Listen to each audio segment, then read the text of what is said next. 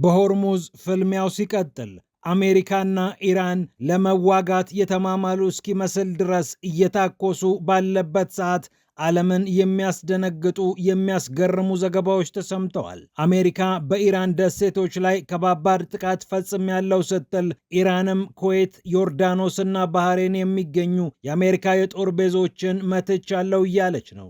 ታዲያ አሜሪካ ኢራንን ለማጥቃት የተጠቀመችባቸው መሳሪያዎች እያነጋገሩ ይገኛሉ።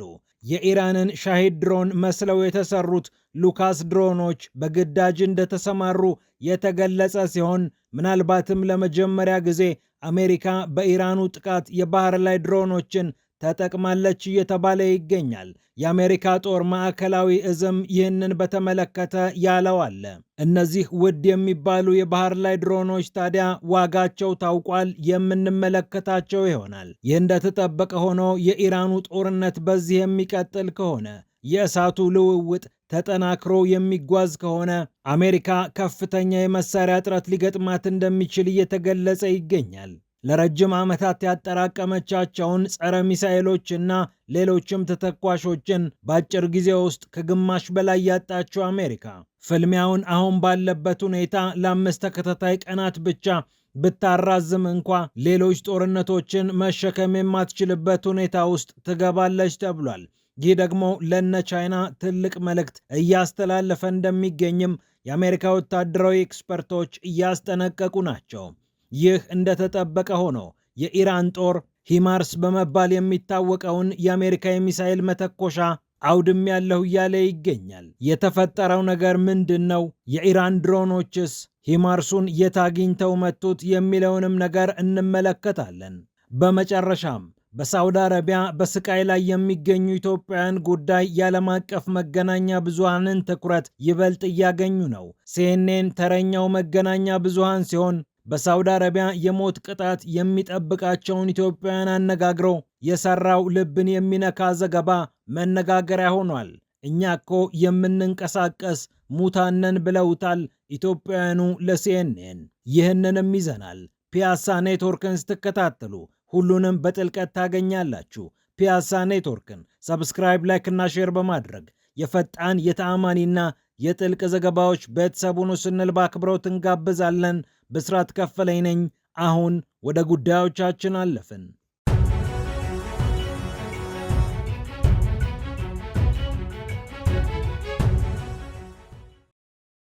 አሜሪካና ኢራን በሆርሙዝ ዳግም ፍልሚያቸውን ሲቀጥሉ ሁለቱ ሀገራት ለመዋጋት የተማማሉ እስኪመስሉ ድረስ ዓለም ተጨንቋል።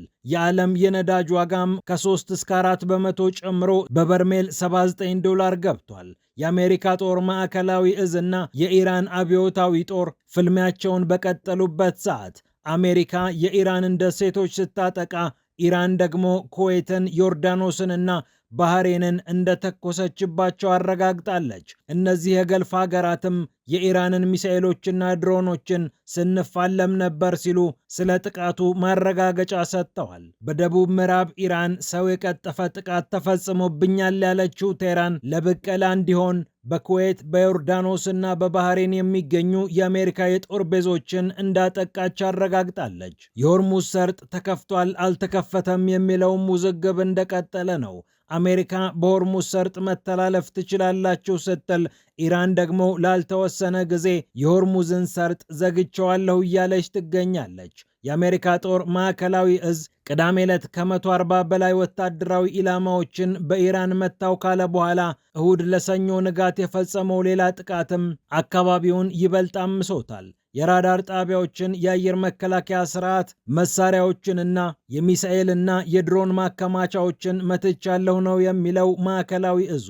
በሆርሙዝ መተላለፊያ ሁሉም መርከቦች በነፃነት እስኪተላለፉ ድረስም ጥቃቱ ተጠናክሮ ይቀጥላል ሲል የፔንታገኑ መስሪያ ቤት አሳውቋል። የኢራን ቴሌቪዥን በበኩሉ በሲሪክ፣ በቄሽም፣ በባንደር አባስ እና በጃስክ ጥቃት መፈጸሙን አረጋግጧል። አሁንም አደራዳሪዎች ግጭቱን ለማቆም ጥረት እያደረጉ መሆኑን ደግሞ ቢቢሲ ዘግቧል። ኢራንም አሜሪካም የተኩስ አቁም ስምምነቱን አንቺ ነሽ የጣስሽው እየተባባሉ እየተወቃቀሱ ቀጥለዋል። ይህ እንደተጠበቀ ሆኖ አሜሪካ ለመጀመሪያ ጊዜ ተጠቅማቸዋለች የተባሉ መሳሪያዎች እያነጋገሩ ይገኛሉ። የአየርና የባህር ላይ ድሮኖችን ነው አሜሪካ ተጠቅማለች የተባለው። የአሜሪካ ጦር ማዕከላዊ እዝን ጠቅሶ ሲኤንኤን እንደዘገበው የአሜሪካ ጦር ማዕከላዊ እዝም ይህንን በተመለከተ ቆጠብ ያለ መግለጫ ሰጥቷል። አጥፍቶ ጠፊ ወይም ካሚካዚ በመባል የሚታወቁ የሰማይ ላይ ድሮኖችን መጠቀሙን ያረጋገጠው የአሜሪካ ጦር ማዕከላዊ እዝ የባህር ላይ ድሮኖችንም ለመጀመሪያ ጊዜ ተጠቅሟል ነው የተባለው።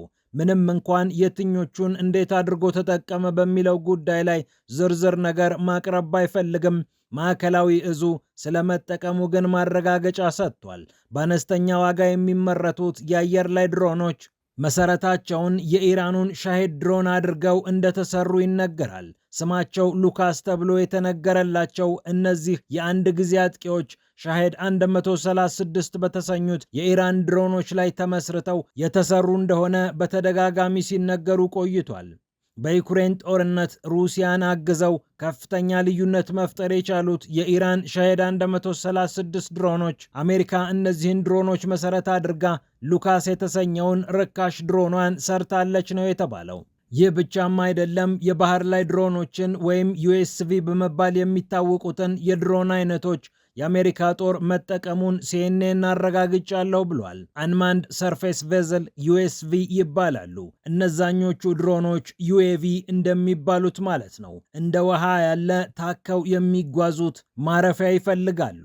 የተሰሩትም በውሃ ላይ ተምዘግዝገው ጥቃት ለመፈጸም ነው። በተለይ ፈንጂዎችን ገጭቶ ለማፈንዳትና በባህር ላይ የሚገኙ ሌሎች የውሃ ላይ ድሮኖችን ለመምታት ተሰርተዋል ነው የተባለው። በሰዓት 40 ማይል መጓዝ እንደሚችሉም የተነገረ ሲሆን የእያንዳንዱ የውሃ ላይ ድሮን ዋጋ $2 ሚሊዮን ገደማ እንደሆነ ተሰምቷል። ይህ ግን በዋጋ ደረጃ ውድ ከሚባሉ ድሮኖች ሊመደብ እንደሚችልም ተሰምቷል።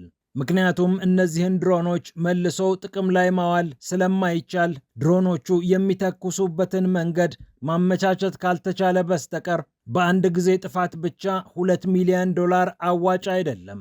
የሚወድመው ነገር ደግሞ በአነስተኛ ዋጋ የተሰራ መሆኑ ሲታሰብ ለአሜሪካ አክሳሪ መሆኑ አልቀረም።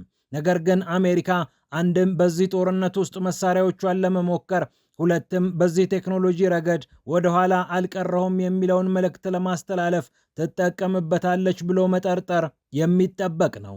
ይህ እንዳለ ሆኖ አሜሪካ ያመረተቻቸው የጦር መሳሪያዎች በዚህ ውጊያ ከቀጠለች በከፍተኛ መጠን ሊያሽቆለቁሉባት ይችላሉ ይላል ዴቪስ ዊንክ የተባለው ጋዜጠኛ የጻፈው ጽሑፍ። በተለይ እንደ ቻይና እና ሰሜን ኮሪያ ካሉ ከአሜሪካ ጋር በቀጥታም በተዘዋዋሪ እስካሁን ያልተፋለሙ ሀገራት ይህንን አጋጣሚ በሚገባ እየተመለከቱት እንደሚገኙም ተሰምቷል። ምክንያቱም አይበለውና ውጊያ ከቤጂንግ ወይም ከፒዮንግያንግ ጋር ቢፈጠር አሜሪካ አሁን ባላት የመሳሪያ ክምችት ጦርነቱን ይዛ መዝለቅ አትችልም ሲሉ ወታደራዊ ኤክስፐርቶች ለአሜሪካ መገናኛ ብዙሃን እየተናገሩ ይገኛሉ።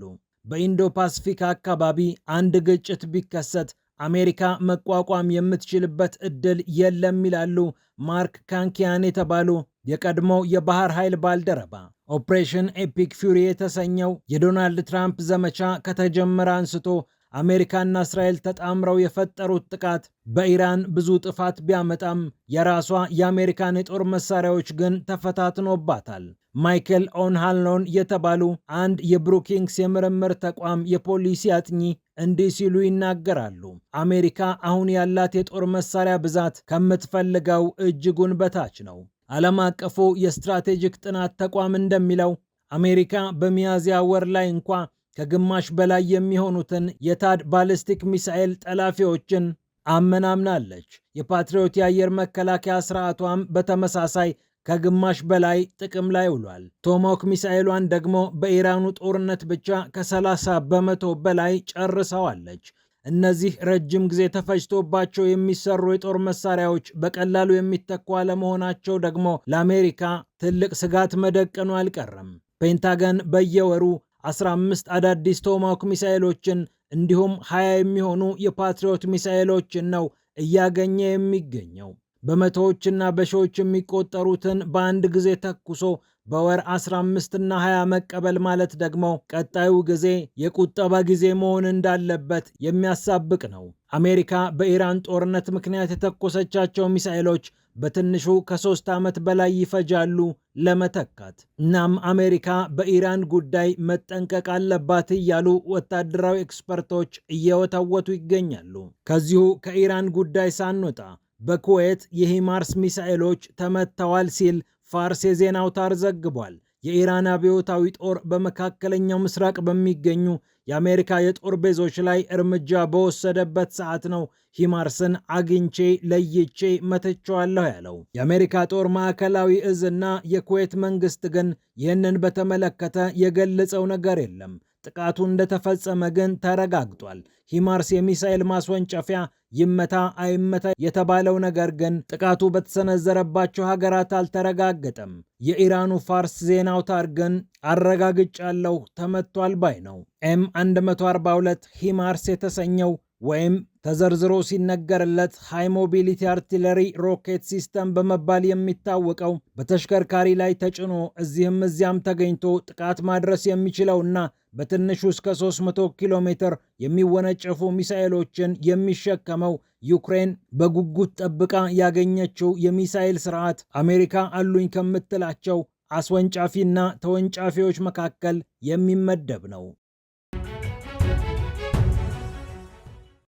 በመጨረሻም እኛ እኮ እየተንቀሳቀስን ያለን ሙታን ነን ይላል አንድ ኢትዮጵያዊ ለሲኤንኤን። ይህንን ያለው በሳውዲ አረቢያ እስር ቤት ውስጥ የሚገኘው ኢትዮጵያዊ ነው። ሌሎቹ ወንድሞቼ ከተገደሉ በኋላ እህልም ውሃም እየተዋጠልኝ አይደለም ይላል አማኑኤል በሚል ስም የተጠራው ነገር ግን እውነተኛ ስሙ ለደህንነቱ ሲባል በሲኤንኤን የተደበቀለት ሰው። በየትኛውም ሰዓት ገዳዮቹ ሊመጡ ይችላሉ። ሞት የተፈረደባቸው ኢትዮጵያውያን አሁንም ይህንን በስጋት የሚናገሩት ሆኗል። ቤተሰቦቻቸው አሁን የምንጸልየው ሳውዲ አረቢያ ምህረት እንድታደርግላቸው ነው ይላሉ። ቃሚስ ሙሻይት የተባለው ከየመንና ሳውዲ አረቢያ ድንበር ጥቂት ራቅ የሚለው እስር ቤት በርካታ ኢትዮጵያውያን የሞት ፍርዳቸውን የሚጠብቁበት ስፍራ እንደሆነ ከዚህ ቀደምም ተገልጿል። ከዚህ ቀደም ሚድል ኢስታይ በርካታ ኢትዮጵያውያንን አነጋግሮ የሰራው ዜና ማነጋገሩ የሚታወቅ ነው። ሌሎች የዓለም መገናኛ ብዙሃንም ለጉዳዩ ትኩረት ሰጥተውታል። ሲኤንኤንም ቀጥሎበት የሰብአዊ መብት ቡድን ተሟጋቾችን ጭምር አናግሮ ሳውዲ አረቢያ እየወሰደችው ያለው እርምጃ አጠቃላይ ድንበሯን የሚያልፉ ሰዎችን ለመቅጣት ያሰበ እንጂ እንደሚባለው አደንዛዥ ዕፅ ስለያዙ ብቻ የሚገደሉ አይደለም የሚል ነው። ኢትዮጵያውያን በጅቡቲ ወይም በሶማሊያ አድርገው የኤደን ባህረ ሰላጤን ወይም ቀይ ባህርን አልፈው ከየመን በእግራቸው ወደ ሳውዲ አረቢያ ይገባሉ። ሆኖም ድንበር ላይ በሚያዙበት ሰዓት አንዳንዶቹ ተገደው አንዳች ነገር ይሰጣቸውና አደንዛዥ ዕፅ ይዘው ገቡ ተብለው የሞት ፍርድ ይፈረድባቸዋል። ከየመን እና ከሳውዲ አረቢያ ድንበር ብዙም በማይርቀው ቃሚስ ሙሻይት የእስር ማዕከል መዳረሻቸው ይሆናል። በማያውቁት አረብኛ ይፈርማሉ። ሌሎች ብዙ ጣጣዎችም ገጥመዋቸዋል። በትንሹ 100,000 ኢትዮጵያውያን ከኢትዮጵያ ወደ ሳውዲ አረቢያ ለስራ ይሄዳሉ። ከነዚህ ውስጥ ቁጥራቸው ቀላል የማይባሉት የመታሰርና የሞት ፍርድ የመፈረድ ዕጣ ፋንታ ይገጥማቸዋል ሲል ሲኤንኤን ዘግቧል። ፒያሳ ኔትወርክን ስትከታተሉ ስለቆያችሁ ክብረት ይስጥልን ብለናል። ፒያሳ ኔትወርክን ሰብስክራይብ፣ ላይክ እና ሼር በማድረግ የፈጣን የታማኒና የጥልቅ ዘገባዎች ቤተሰቡን ስንል በአክብሮት ጋብዘናል። ብስራት ከፈለኝ ነበርኩ። ሰላም ለዓለማችን።